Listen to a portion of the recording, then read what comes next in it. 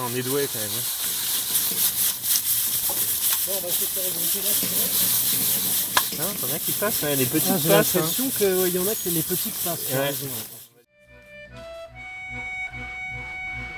L'autonomie alimentaire est l'affaire de tous. Elle s'apprend et elle s'organise. Avec pour partenaires les réseaux locaux.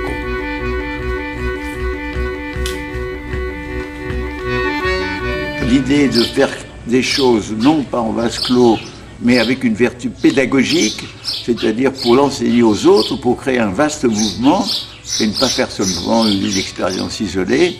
Comment justement fixer cette jeunesse sur place, et c'est toute la problématique. Alors pour la fixer, il faut déjà lui montrer un exemple qui marche bien. On risque d'aller dans une période de crise internationale grave. Un collectif citoyen présente le fruit d'une mobilisation multi-acteurs vers l'autonomie alimentaire des territoires par la création d'une économie circulaire. C'est l'agroécologique, c'est-à-dire quelque chose qui respecte le milieu, la biodiversité, qui redonne vie à la terre, qui ne soit pas livré aux engrais chimiques, qui ne soit pas livré au profit industriel. Quand nous parlons d'autonomie et de sécurité alimentaire, il faut savoir que la semence est le premier maillon de la chaîne. Or, l'ONU nous dit que 75%, les 3/4 de ce patrimoine d'espèces comestibles, ont disparu en à peine un siècle. Il faut donc d'urgence sauver ces chefs-d'œuvre en péril pour assurer l'avenir alimentaire et la pérennité de la vie sur la planète. C'est pour répondre à ces enjeux que l'association Listing Corps a vu le jour en Corse. Comment vous avez eu cette idée ? Moi, je suis un gars chanceux, en fait. J'avais un père qui avait une sensibilité, lui aussi, de ce côté-là. Il est venu ici, il a planté quelque chose comme 600 arbres, des avocatiers, des orangers, des clémentiniers, des figuiers, enfin, un peu de tout. Mes enfants, il y a un an ou deux, avaient commencé déjà à créer un petit jardin à titre personnel, enfin, pour nous alimenter nous-mêmes. Et puis là-dessus, le lutin est arrivé. Alors ça a changé complètement l'échelle du projet, quoi. Quand il m'a dit qu'il avait l'intention de créer un jardin pilote lors des rencontres qu'on a faites avec François Rouillet et Sabine Becker, et je lui ai dit, mais pourquoi en France, pourquoi pas en Corse? Il m'a dit, mais où? J'ai dit, mais voilà, là. Le lendemain, on était là, et le lendemain à midi, on savait quand c'est le coup, quoi. C'est marrant. Alors aujourd'hui, on peut parler de réussite, je pense. La première phase, indiscutablement, est parfaitement réussie. Et là, il y a plusieurs niveaux. On a échangé tout de suite, on va former des enfants, on va former des professionnels, on va former des familles, des grands publics. Ça, c'est en train de se déployer. Association pour l'éducation, la résilience, l'agriculture régénérative et l'autonomie alimentaire des territoires. En moins du mois, on a lancé un projet, fait un jardin, former des gens, se connecter avec les administrations, créer du support, rentrer dans les écoles. On participe à nourrir 2 crèches, une maternelle. Fin septembre, labellisation Nature et Progrès. Et là, on continue le processus par comment on fait manger local les enfants et comment on intéresse les citoyens à cette problématique. Et surtout, on apprend aux gens à produire leurs semences pour pouvoir se nourrir.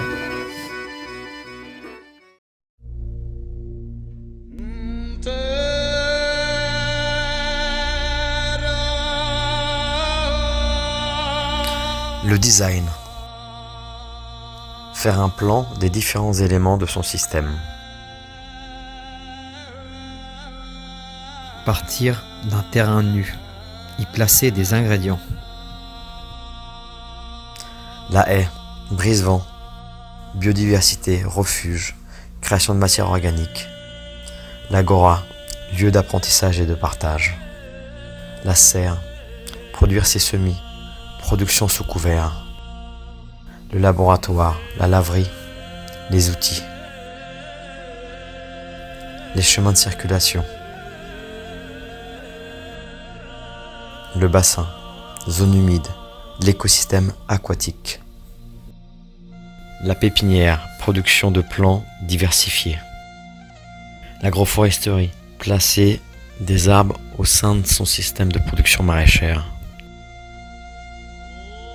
Avoir une zone de production de semences et y placer des lits de culture maraîchère.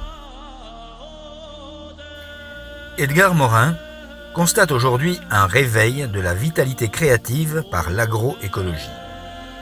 Nous sommes, dit-il, dans la préhistoire d'un mouvement naissant qui ne demande qu'à se développer.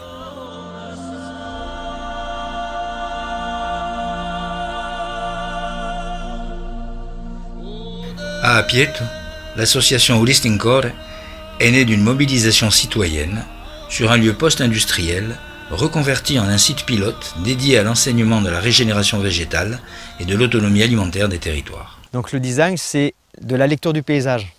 Donc on regarde un petit peu comment se comporte le terrain. En permaculture, on t'apprend le chemin de l'eau. C'est quoi le chemin de l'eau? Le chemin de l'eau guide tout. On a simplement fait un relevé topographique avec un compas égyptien et on a tracé toutes les lignes topographiques du terrain. On a mis des lits de culture perpendiculaires à la pente, c'est-à-dire qu'on a suivi les lignes de niveau pour pouvoir capter l'eau, arrêter l'érosion. Donc bienvenue à Apieto, l'implantation à peu près 1000 mètres linéaires en arboriculture. Donc là vous voyez les futures lignes d'arbres fruitiers et d'arbres compagnons. Et entre, on va avoir 3 à 4 lits de culture maraîchère. Pour broyer un petit peu tout ça, que ça fasse un petit peu de ressources, et on va semer directement un cocktail d'engrais verts qui va prendre le relais, qui va nous faire de la biomasse et de la racine pour après implanter nos légumes. Le problème qu'on a, c'est qu'on a une terre, il y a des gros grains. On est sur de l'arène granitique. En gros, c'est du minéral. On a du limoneux, sableux, argileux. Pas de rétention d'eau, pas de matière organique, très peu d'argile et du chien-dent. Donc, beau challenge. Pour régénérer les sols, on a choisi la technique des cycles d'engrais verts. Le but, c'est faire des rotations de différentes espèces de plantes, comme des graminées et des légumineuses, les fabacées. On a juste griffé le sol, semé, recouvert, et on a laissé la pluie et le temps faire. On fait ces pots-là, il n'y a pas besoin de plus.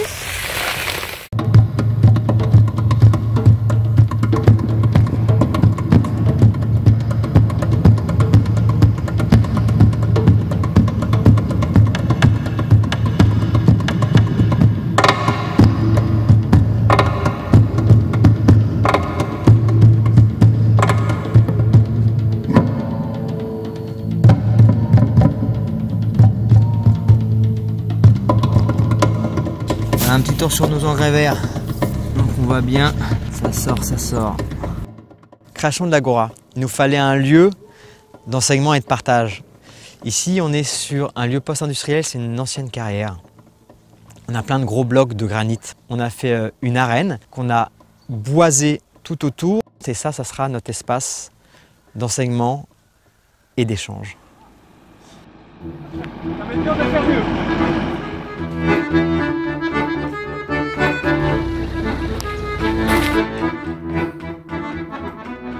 Donc la première fonction de ce que propose Fabien ici, c'est une fonction de production. Une production, pas n'importe laquelle, on a dit permaculture, agroécologie et agriculture bio-intensive.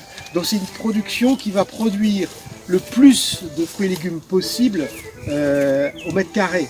Et donc c'est la fonction de production qui est là. La deuxième fonction, eh bien, c'est les sols fatigués, c'est de les régénérer, donc une fonction de régénération. Et la troisième, eh bien, c'est une fonction de transmission, de formation. Et là, il y a plusieurs niveaux. On a échangé tout de suite, on va former des enfants, on va former des professionnels, on va former des familles, des grands publics. Ça, c'est en train de se déployer.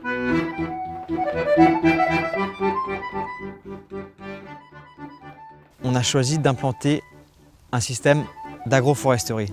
Tous les 10 mètres à peu près, on a une ligne d'arbres avec des fruitiers, ouais, des arbres compagnons, des aromatiques, j'adore, des fraisiers. Donc là, le but, c'est d'avoir des systèmes racinaires différents que nos plantes annuelles. Nos plantes pérennes, elles nous permettent d'accueillir une faune du sol et des bactéries qui sont différentes des légumes qui sont des plantes annuelles. Si on n'a que des légumes, on ne peut pas avoir d'équilibre dans le sol. Donc implanter de l'agroforesterie nous permet tout un équilibre. C'est comme ça que j'ai appelé ce numéro. Marilyn, enfin.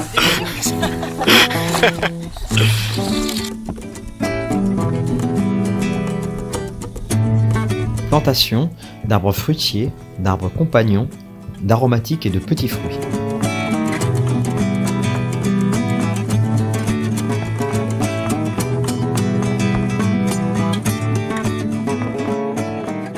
On a besoin des serres pour faire tous nos semis. Donc c'est un endroit abrité où la température va nous permettre de déclencher la germination plus rapidement. C'est à l'abri du vent. Voilà, là je lis 0,85. Entre le sol et mon niveau, il y a 0,85 m. Je décale de 2 mètres. Je augmente là, voilà.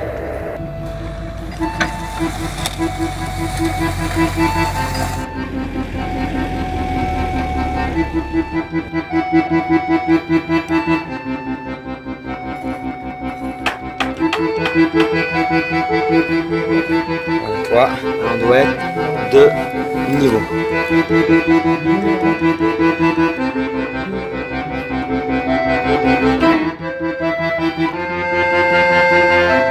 Voilà les bébés de la serre.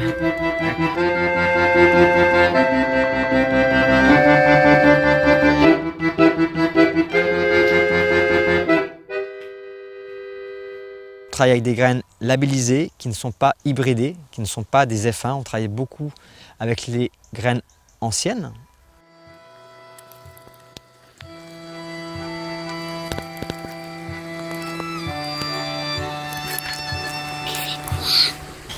De la préparation des cultures.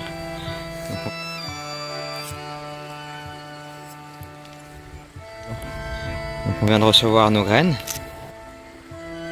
Donc là, on a graines d'engrais verts et production de biomasse, prise vent. Herbes aromatiques, donc annuelles pour la cuisine et pour la santé.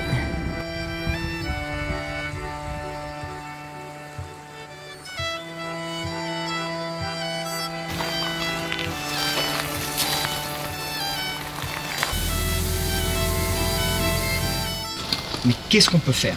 Qu'est-ce qu'on peut faire pour se mobiliser ensemble, pour avoir un lieu qui permette d'avoir des outils pour pouvoir former les gens et pouvoir transmettre?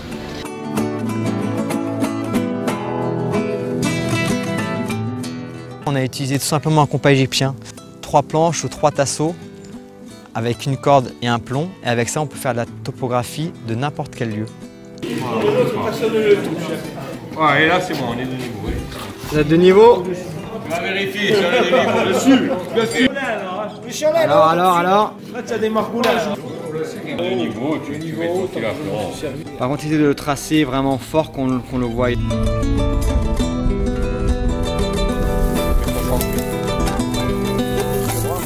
Préparation des couloirs d'engrais verts sur ligne de niveau.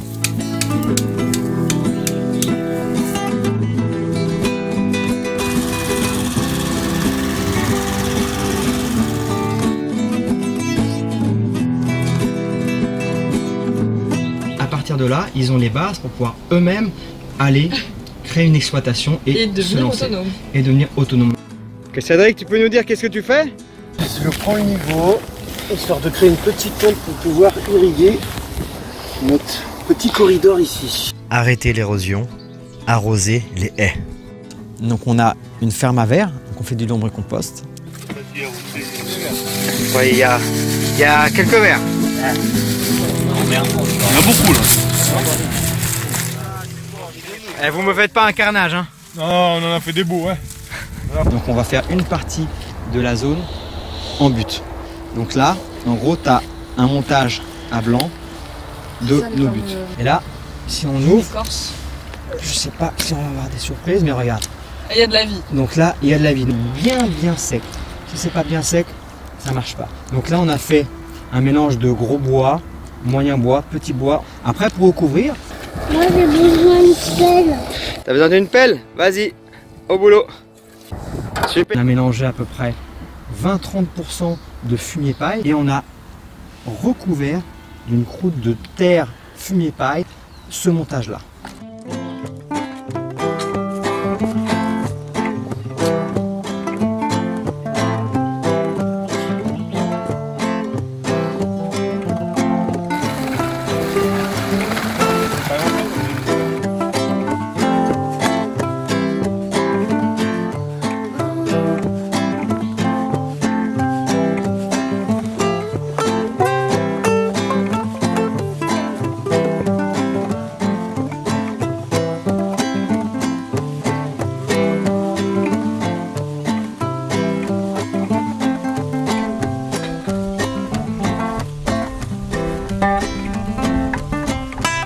On va planter nos légumes sous la paille.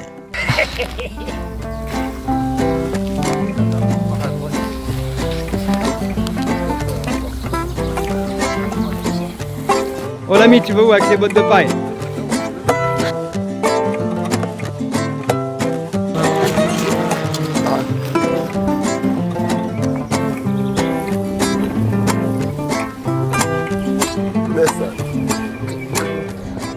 On va planter nos légumes en pleine terre.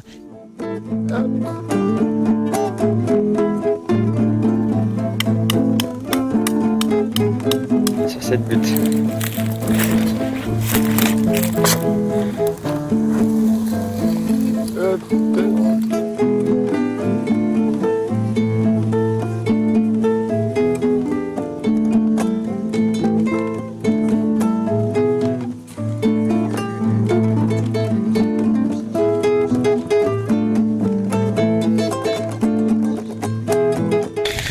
On essaye de toujours utiliser des matériaux de récup. Là, on a la chance d'avoir un peu de tuiles.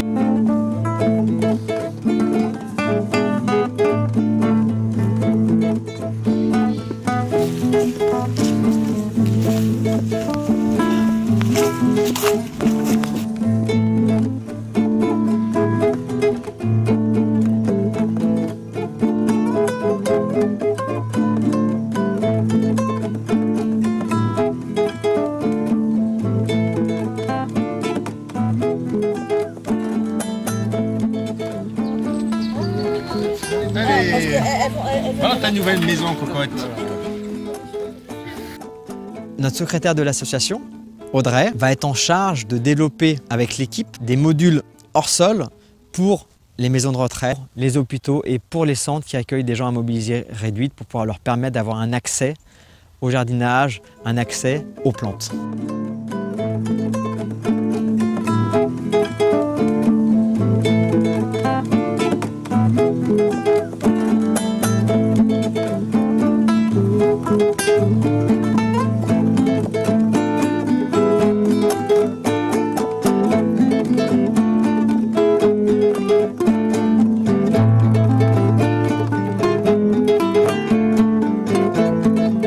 Qu'est-ce que tu fais, Tim? C'est à 11.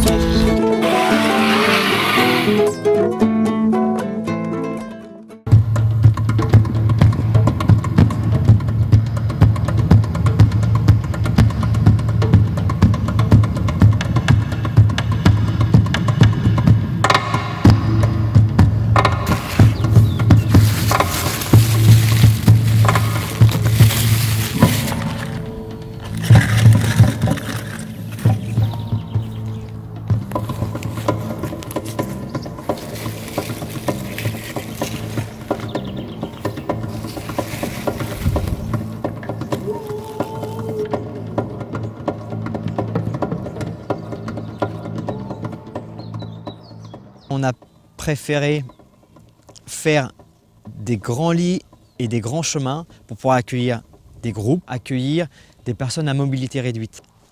Les gens en fauteuil puissent venir dans le jardin et participer à notre aventure nous paraissait très important. Transport exceptionnel.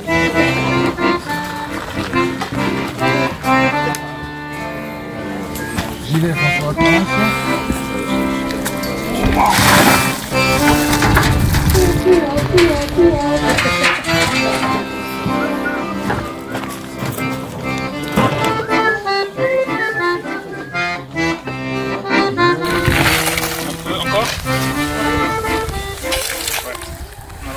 C'est le temps du repiquage.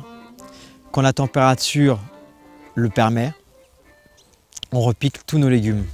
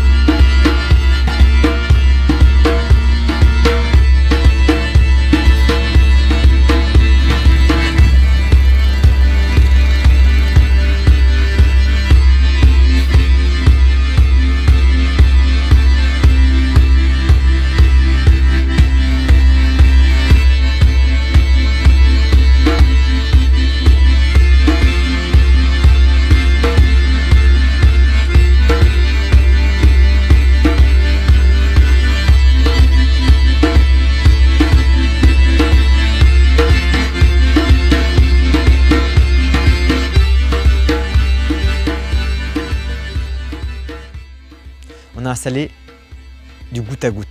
Ce qui est intéressant, c'est qu'il nous permet d'économiser beaucoup d'eau.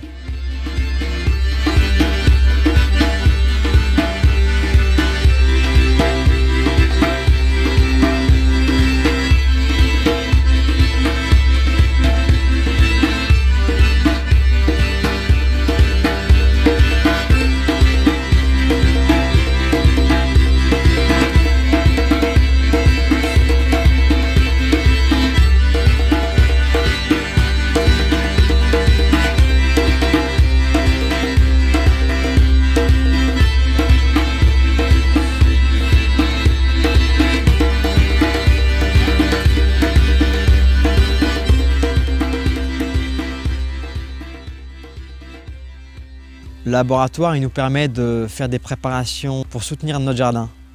Le but, c'est de remplacer les produits chimiques, étudier différentes plantes qui nous permettent de faire nous-mêmes nos extraits fermentés et de tester des différents types de compost. Ok, maintenant on doit tout immerger. Vous devez tout immerger. Tout mélanger. Ouais, Pour faire un mélange incroyable. c'est ça. Pour nos belles plantes. Et le blanc, c'est quelle couleur? Ça représente quoi à peu près? Ah La lune. le blanc, c'est les nuages, c'est la lune. Ouais, le genre de choses à froid. Vas-y, des belles blanches, il faut choisir. Voilà. Chance d'avoir de la fougère à domicile.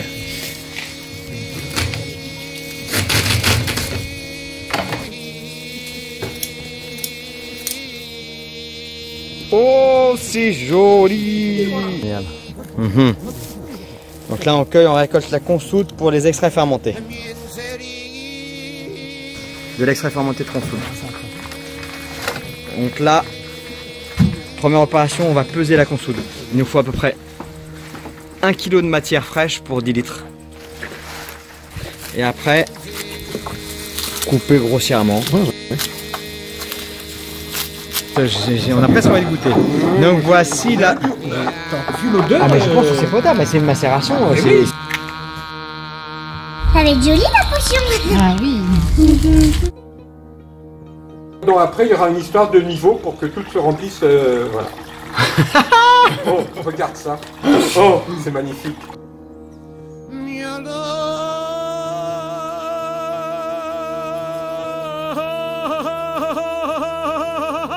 Préparation du compostage et paillage sur carton pour différentes cultures.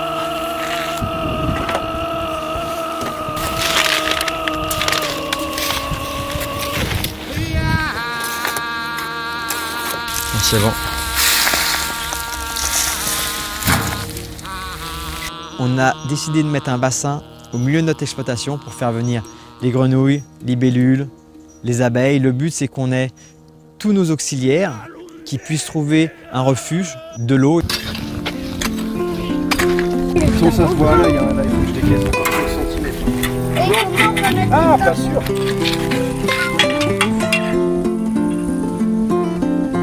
Jusqu'au bout.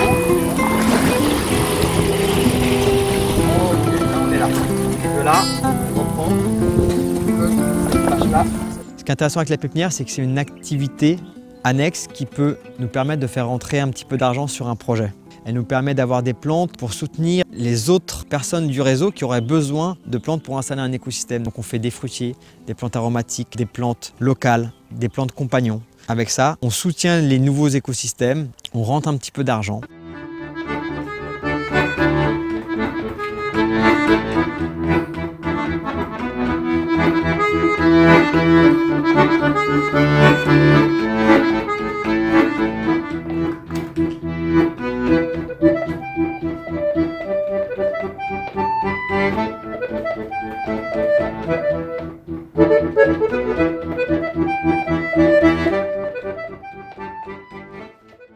Donc là, on a fait un inventaire des plantes, ce qui nous a permis de faire un relevé de plantes bio-indicatrices, ce qui nous donne des informations sur le sol. Est-ce qu'il y a des plantes médicinales? Est-ce qu'il y a des plantes fourragères? Donc le but, c'est de faire l'index de toutes les plantes d'un lieu pour avoir des informations sur l'écosystème du lieu.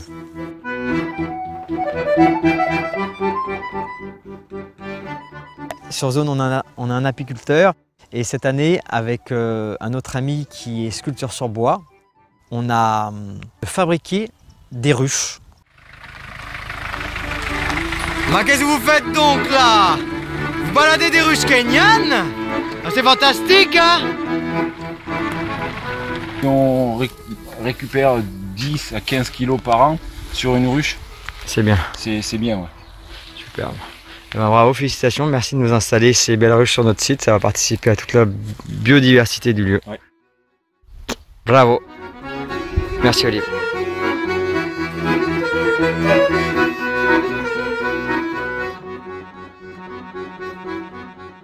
Quelles sont les étapes pour produire de la semence? Quelles sont les étapes pour adapter ces semences à son terrain? Ça prend plusieurs années. Sur notre espace, on a une zone expérimentale avec un technicien qui est formé à la production de semences. Et le but, c'est aussi de pouvoir apprendre aux gens à faire de la semence résiliente, de la semence adaptée aux prochains défis du XXIe siècle. Qu'est-ce que tu fais? Alors là, je prépare un atelier de semis, un petit test sur des semences qu'on a fait nous-mêmes durant la première saison. Ouais. Et donc là, on va tester, en fait, on va voir si toutes les étapes ont été respectées et qu'on a une belle levée. Après... Et si tout pousse comme il faut. Voilà, tout c'est ça, comme il faut. exactement, tout à fait. Donc c'est une étape obligatoire dans cette expérimentation d'autonomie alimentaire. Voilà, tout à fait. L'autonomie passe complètement par les graines, la production de ses propres semences. Il faut savoir qu'avec les années, on va pouvoir comme ça, par différentes étapes de sélection toutes simples, pouvoir adapter chacune des différentes variétés de notre jardin à notre terroir, à notre biotope. Pour noter, vous mettez la date, le jour qu'on est aujourd'hui, le 9-8-19. On regarde comment est la lune, si elle est montante, descendante ou croissante, décroissante. Ici exactement, on est sur une parcelle de 6500 mètres. Ah oui, quand même. Sur ces 6500 mètres, on a juste 800 mètres de culture en pleine terre, on a 1500 mètres en lit, en culture sur butte, sous paille et sous engrais vert. Donc en tout, on a à peu près 1200 mètres de lits de culture qui sont plantés. Après, on a la pépinière, les serres, un petit peu de céréales, la parcelle des semences. Le jardin pilote du Listing Corps met en avant le besoin de créer un réseau collectif diversifié autour des agriculteurs pour les soutenir dans une transition écologique et apprendre de leur savoir.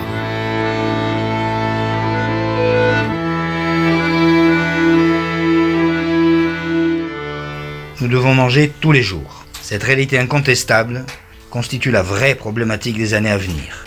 L'urgence est de produire des aliments sains en quantité suffisante pour nos enfants et toutes nos populations. Le challenge consiste à produire bien et bon en circuits locaux.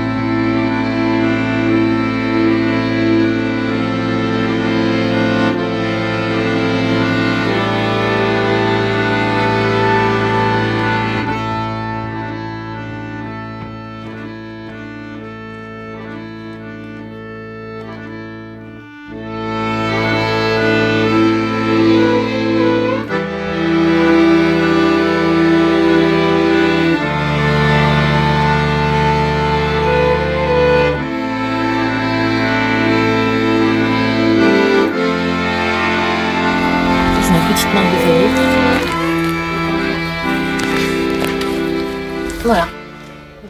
En Corse, la conscience d'être aujourd'hui, par pénurie de production locale, dans une dépendance alimentaire aggravée par les aléas de transport, a fait déjà éclore plusieurs initiatives citoyennes.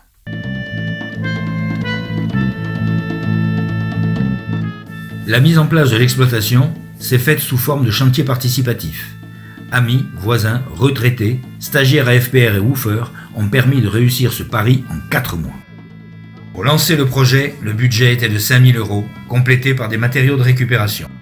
À l'issue de la première saison, nous avons livré 3 tonnes de légumes diversifiés en nature et progrès aux hôtels, crèches et maternelles de la région, dégageant ainsi 5 500 € de vente. Ce site pilote s'inscrit dans le cadre du projet d'écologie économique territoriale, EET de la Gravonne, qui œuvre aux interconnexions entre acteurs locaux.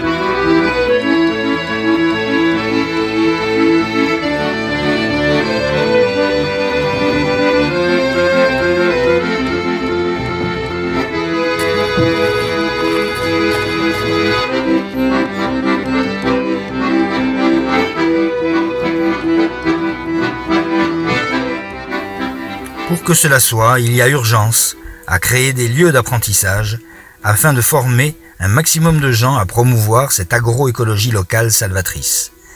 Ces savoirs acquis ouvriront tous les champs des possibles vers l'autonomie alimentaire des territoires.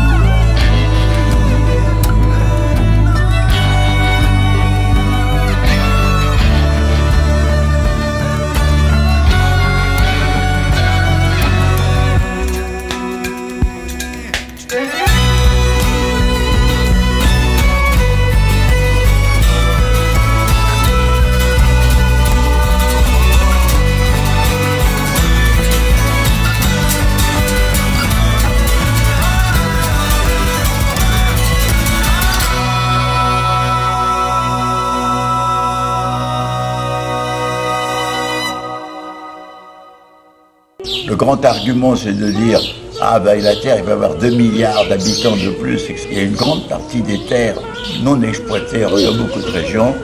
Il y a à redonner la vie aux mers et aux océans. Il y a tout un mouvement général. Ça fait partie de la première étape de notre projet, qui est d'aller chercher des semences anciennes de nos parents et de nos grands-parents et de leurs oncles pour pouvoir les sauvegarder. Un impératif est de refouler l'agriculture et l'élevage industrialisé au profit d'une agriculture et d'un élevage fermier biologique. Du seigle périn, du seigle des forêts, du seigle d'automne. Nous, ce qu'on peut faire ici, c'est des petits îlots, des petits exemples qui vont se diffuser. Mais un jour, ça sera un mouvement général où on sera crevé. C'est une question politique, je dirais même d'humanité, d'ensemble, qui se trouve posée.